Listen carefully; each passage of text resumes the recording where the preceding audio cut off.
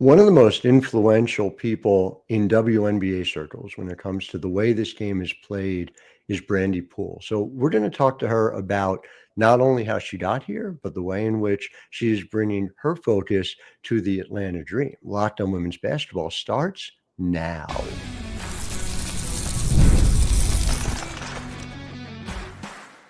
You are Locked On Women's Basketball, your daily podcast on women's basketball. Part of the Locked On Podcast Network, your team every day. Hello there and welcome to Locked On Women's Basketball. I'm your host, Howard Megdal. I want to thank you for making us your first listen every day. Just blown away by the numbers we put up in April. March, we had over 340,000 listeners to the podcast. Just you guys keep showing up for us the way we show up for you 6 days a week. And of course, it is not just me. It is the incredible team across the board at The Next, where we had over 30 million readers last year.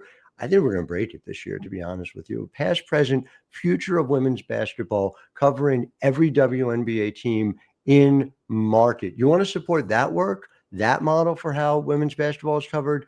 thenexthoops.com, $9 a month or $72 a year. You get it all to your inbox every single day. And I would be remiss not to start out by thanking our guest today, because I've covered this league a minute, and I have always learned from Brandi Poole, whatever stop she's at, learned about the league, learned about the players and teams I'm covering. So first of all, a thank you to you. Also, second of all, thank you for being on the program here today. Howard, awesome to see you. Thank you. The stuff that you do to cover our sport, we can't thank you enough.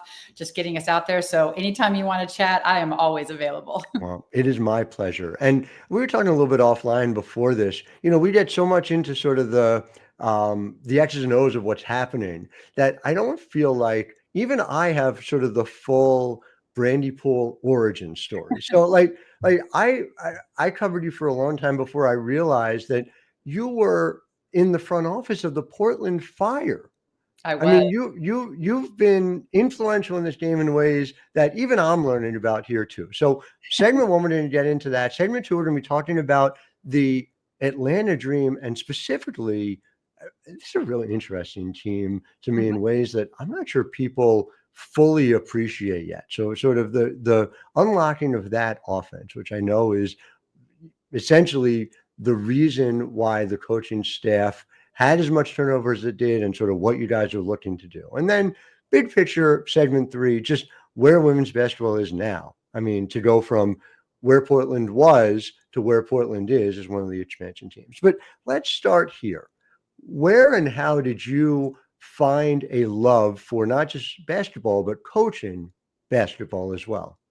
You know, Howard, I'm going to take you back even further. I know you mentioned the Portland Fire, but if you'll remember the ABL before the Portland Fire, when I was just a youngin' out of college, I was actually an intern with the Colorado Explosion out in Denver and got my start out there. That is where I met Linda Hargrove. And I'll be honest with you, when I graduated college, I was pre-med. I had visions of going to medical school. You know, I had played basketball through college, but I had other aspirations. And after about 9 months, I was like, oh no, no, I missed the game. I missed being a part of it.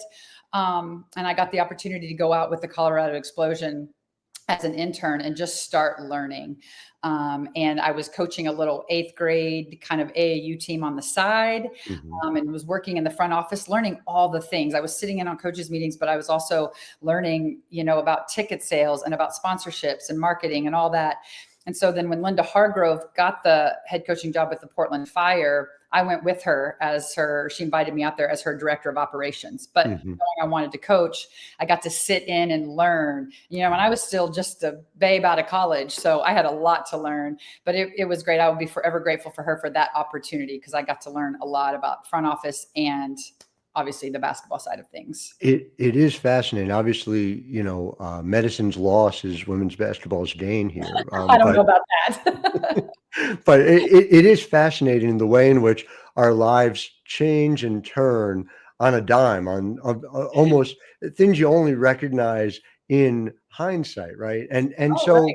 you come into the league at a time where the league's very existence was a constant source of debate and concern. I mean, Cheryl Reeve tells the story about having gone from essentially from Charlotte to Cleveland, again and again to teams that ceased to exist or moved. Right. And I know for you, the path, led to some college as well. But do you think in retrospect that if the league were in the place it is now, that the pro game is where you would have preferred to be?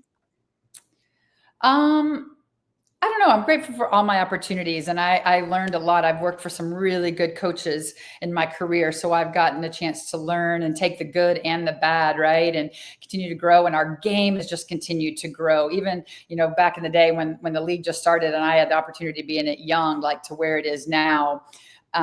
It's incredible. And if you're not supporting women's basketball now, you're late to the bus. Yeah. But the bus is gone. Exactly. But I think about I'm not that old, but I think about growing up. I didn't have these women to watch and look up to. Right. But I did grow up in Tennessee, and I went to camps at Tennessee with Pat Head Summit. And so those were who I had to look up to, but to have this pro game now and to where it's at for all these young boys and girls, to grow up with is just phenomenal. It is striking. And again, people need to understand, and I'll say it because you won't, wherever you went, there was winning that followed, Bowling Green and Indiana. And you came to the Connecticut Sun for a period of time where that team that had struggled for years before turned into a perennial contender. And it's interesting. We'll get more into it in segment 2, but a lot of the work that you were doing with Bri Jones, I feel like you're now going to be able to reap the benefits of. But was there a particular aspect of working on a staff that you find most rewarding? Because you've been sort of this jack of all trades for different coaches at different times. Right. No, I think the staffs that are the most collaborative are the most successful. And I feel like I've been on that at a couple different stops. I learned that in Connecticut really well. Our staff worked together really well. And it was just, it was fun, and it paid off. And that also credit to our ownership and our president at the time, Amber Cox, who allowed us to take that young core and grow together when we had JJ and Bri Jones and AT and Jasmine Thomas, and they got to grow. They kept that group together and didn't try to trade them off and let us develop that. I mean, Bri Jones, when I got there in 2018, it was her second year. She was playing 9 minutes a game. By 2021, she was an all-star and most improved and playing 30 minutes a game. And her efficiency has just gotten better and better every year. So now, we get her at her peak, and I am so excited about that. I'm so excited about Atlanta fans to see her and to see BG and what they can bring to this team from the post position. Yeah, I wonder whatever happened to Amber Cox, right? She is killing it in Indiana. Sure is. That team is going to be a force to be reckoned with as well. No, but I mean, to your point, development is such a critical part, it seems to me, in the WNBA, especially, I wrote about this yesterday over at the 9. There is no G League in the WNBA. The work is done at the W level, at the team level, not in a franchise way where it can be sent out. I mean, do you feel like the years you've spent in college have helped prepare you for being able to do that development work like you did with Bri Jones? I do, Howard, but I'm not going to take any of this credit for any of these women. These young women put in the work. I mean, we get them for 6 months a year. That's the big difference from college to here, is that in college, you have them year round. Literally, you have them year round and can really work on their development. And the W, we get them for 6 months. And I'm going to help them be the best players they can be. But we get them for a short period of time. They're the ones that honestly put in the work to get better and better. Bri Jones is a good example of that. But Naja Laney is a good example of that. So many of these women, you see them get better and better every year, and credit to them because they dedicated themselves in the weight room. They dedicated themselves with their nutrition and changing their bodies. they put in the work. They go overseas and are away from their families and work on their games and continue to play. So, I mean, yes, us as coaches play a small part, but man, I want to credit these women for how hard they work to continue to get better and better. I'll push back gently and say I think there's enough credit to go around, but I understand. Point well taken. Well, Brandi Poole is here. We've got a lot more to discuss in segment 2 and segment 3. Howard Megdal here, Locked On Women's Basketball, back right after this. Locked On Women's Basketball is brought to you by Open Phone. If you're running a business, you know that every missed call is money left on the table. Think about the last time you had an urgent need, maybe a plumber or a service provider. If the first person didn't answer, did you wait? No, you probably didn't. You moved on. That's why you need Open Phone. Open Phone is the #1 business phone system built to streamline and scale your customer communications, all from an app on your phone or computer. And Open Phone is now offering our listeners 20% off your first 6 months at openphone.com /LockedOnNBA. That's OPENPHONE.com /LockedOnNBA. And if you have existing numbers with another service, Open Phone will port them over at no extra charge. Open Phone, no missed calls, no missed customers. Howard Megdal here, back with Brandi Poole of the Atlanta Dream. And this Dream team, I want to start here.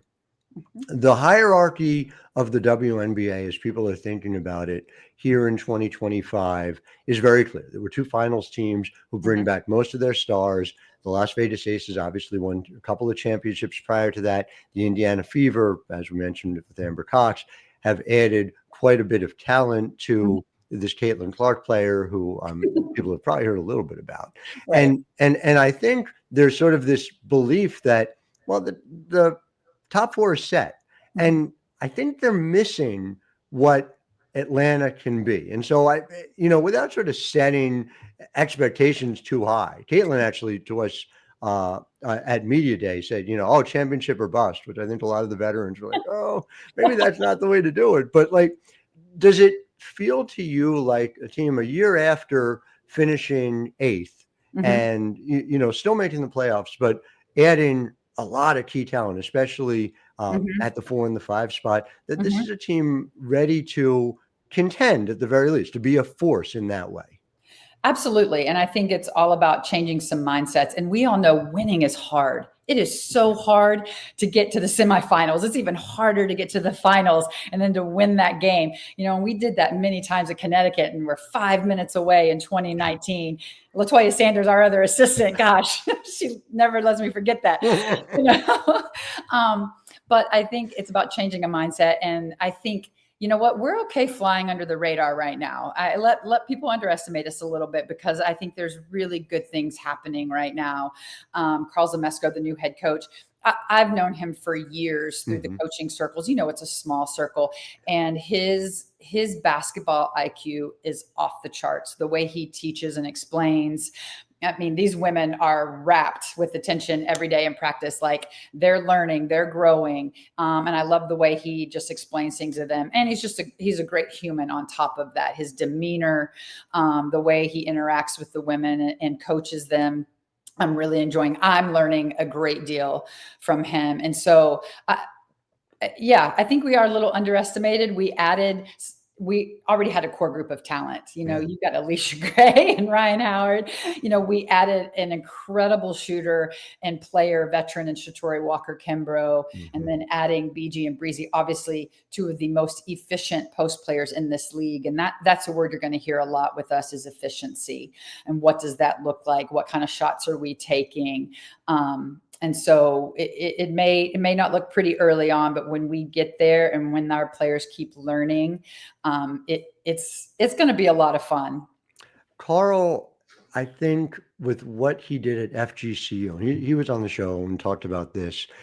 It's really interesting how much his shot charts, when you sort of look at them, are so central around the rim and beyond the arc. And I think a lot of people had the question of, sort of, how do you square that with where Bri Jones is going to get her shots, where BG is going to get her shots. And I guess I wonder, do you think when we look back, at the All-Star break, at what the shot charts look like, do you think we'll see something similar to FGCU, or is this more of a question like when you coach Courtney Williams in Connecticut, where, all right, we understand where the most efficient shots are, but the very best players, we've got to get them the ball in their spots. I just wonder how you sort of strike that balance. No, absolutely. And you do have to get BG and Breezy both have to get touches in the post because they are so efficient there. Ryan Howard and Alicia Gray have to get shots at the perimeters because they are really efficient 3-point shooters when they take good shots, when they get their open threes, and so I think the shot charts are going to look very similar. But I worked with Breezy. We shot every day. She has beautiful touch beyond the arc, and I think that is part, BG does too. I think both of these women now, like, everybody can grow their game every year, right? And BG and Breezy are two of the best post players. But what's the next step in their development? Extending that range. And they've proven they can do it. And now they're just going to get more of an opportunity to do so. And they're not going to stay out there jacking threes, right. When BG's not going to take 10 threes a game by any means, but they are going to help us space the floor and make good decisions and be good passers to each other. And I think people question, like, can they play together? Well, yeah, I want my 5 best players on the floor, and then we're going to make that work. And we're going to put them, that's a part of our job as coaches, is to put them in positions to be successful and to teach them how to put each other in positions to be successful. I mean, for me, Bri Jones specifically is somebody who had to, in some levels, reinvent her game a couple of times. When AT gets hurt, you have to reinvent your game. Right. JJ not opting into the 2020 season. She had to reinvent her game several times over. So, I know she's excited to take threes. I know she's talked to me about that in the past. So, obviously, like, not a Diana Taurasi situation necessarily, but do you think something like 3 or 4 threes a game is well within a realm of possibility for, someone like a Bri Jones in this offense? I do. I mean, it's within the realm of possibility. We definitely want the majority of her shots being inside. Sure. But, people are like, if people aren't going to guard her, she has the absolute green light to make them pay for that. And again, they're both really good decision makers too. They're going to understand what's a good three and what's when we need to move the ball and get into the next action. And, and they're really good screeners as well. And so it's going to be really fun. And I'm excited for both of them. I think they've both been having a good time in practice and just having a little bit more of that freedom. Just as a point of personal privilege, Brittney Griner is going to be one of the greatest players I've ever covered. Right. And seeing her in a different system is going to be fascinating as can be, as far as I'm concerned. But your point, and you mentioned it before about taking good shots. And we've already, it's interesting. There's sort of a tale of two players. Alicia Gray comes in as somebody who has been very efficient already. Ryan Howard is somebody who can get her shot anywhere, but one of the markers I'm looking for, and I'm sure you have different ones in mind, but does Ryan Howard get north of 40% from the field? Because she's already been an all-star at the level she's been playing at. But in an offense that prizes efficiency, you get her north of 40%, and suddenly you're talking about an all WNBA player. Oh, absolutely. And we expect that. Yeah.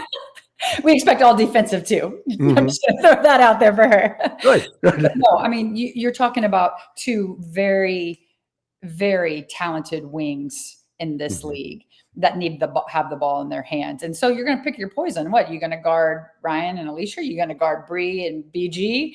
I think that makes us very dangerous. And the most dangerous teams are when you have 5 people on the floor that can all score the basketball and can make good decisions and learn how to play together. And that's where we're moving towards. Another part of what limited the ceiling on the Atlanta Dream last year was Jordan Canada missing almost half the year. You know, when you're missing your top point guard. Now to come back to have not just a Jordan Canada, but Tahina Paopao in camp, who I don't know how you guys got her at 18, but that was an absolute steal in this draft. Do you feel like there's also an opportunity just to have significantly more playmaking for this team just from the drop?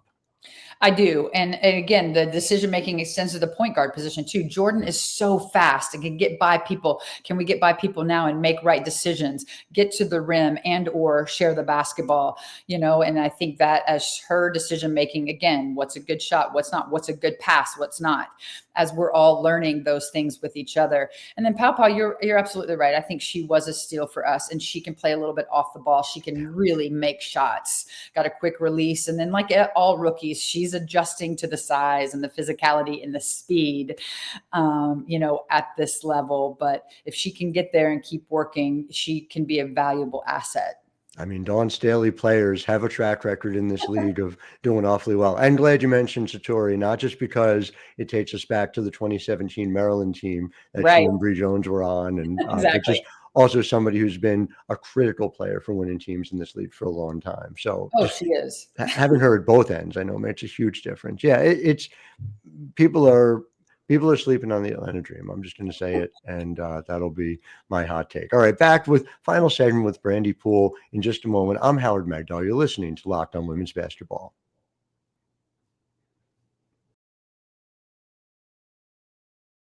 Howard Megdal, Locked On Women's Basketball, back here with Brandi Poole of the Atlanta Dream. And as somebody who knew the league in its first few years and sees now Portland get this opportunity with an expansion team, I mean, that had to feel a little bit like a full circle moment for you. Oh, it did. I was so happy. I loved my summer out there, when I was young and learning, and to see them get another team again. And I love that the league is being strategic in its growth, because I do think we need growth, but I think they're being very strategic with it. So I'm excited about Golden State coming in this year. It's going to give us a different look. And then next year with Portland and Toronto, I think the direction of our league is trending in the right way. Credit Kathy and the league office, and then all the work that the players do. We're on the verge of a new CBA. That's going to be great for our game. All these positives, heading in our direction. And so I just think the 2025 season is going to be incredibly fun. The rosters all look different. You've got some different people in different colors. and will look different again, likely in a year, right? That's sort of the other part of, and you touched on it, that there are these active CBA negotiations. You have something in the neighborhood of 80% of the league is going to be free agents after the 2025 season. I mean, do you ever remember a season like this? I don't just mean in the WNBA, in any sport. I can't think of one. No, college is getting that way though, with all the roster turnover. That's true. But that's a story for another day. That is very true. That yes, college has a new effective CBA every single day. So that is a very good point. So many good things to look forward to in the growth, and these women just continue to impress me with their leadership and how they show up to work every day. And that's the one thing that makes me so happy to be here in Atlanta, is the vision that this organization has surrounding everyone with just incredible people that are collaborative, that are willing to work hard. It's been really fun to be a part of this and see how committed this organization is to the players, to the staff, in all that we need to be a championship program. I mean, for you, as somebody who understands what it takes to win in this league, is there a single either moment or single key performance indicator that you've seen early on where you said, that's how I really know that this is a place that's serious about doing it the right way? Yeah, all those little things, just all the things that our players need to rest their bodies and be the best they can be. An incredible coaching staff. I think Coach Smesko has done an incredible job assembling a group of us that really have bought in and are learning. And, he's got two of his assistants that came with him that know how he does things. And that has been so helpful to me and Toya, where me and Toya have the, experience in the W, and we're helping the two new assistants. It's been a really good dynamic where we're learning from each other and from him. And then just the players, they're all bought in because we're asking them to be very unselfish, and they're all very good scorers. But hey, can that contested shot, maybe can we give that up for a wide open shot? And so we're asking them to be unselfish, but the best teams are the ones that share the basketball and get high percentage shots. it's a numbers game, at the end of the day. And we want to play to those numbers and be great. And we've got incredible players and some really good leaders. Having BG in there and just her voice and her presence every day has been fantastic. And you add Bri Jones to that, who's one of the smartest players I've ever coached. Adding Shatori, who has hung banners as well and knows what it takes to win and can make shots and can lead these young people as well. It's been really fun first week on the court. And to your point about the coaching staff too, there is balance, and you're all coming with these different areas of history and expertise. And you're right. There was that intersection in the 2019 WNBA final. Listen, you guys had the lead in the third quarter. I remember it before Emma Meesman went crazy. That was Howard, I remember. You had the lead 5 minutes to go. I don't mean to bring back the I still haven't watched that game. I can't.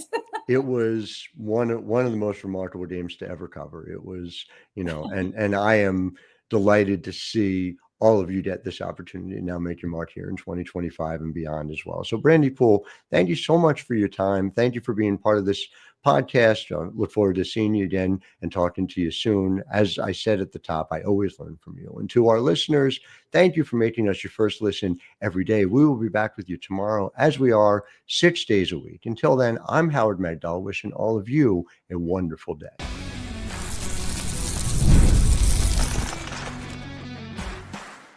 You are Locked On Women's Basketball, your daily podcast on women's basketball. Part of the Locked On Podcast Network, your team every day.